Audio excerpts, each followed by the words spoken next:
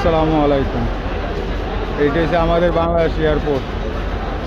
একজন যাত্রী যাবে, পরিবারের সবাই ওকে বিদায় করতে আসবে। এটা হচ্ছে হাসি কান্নার এরিয়া।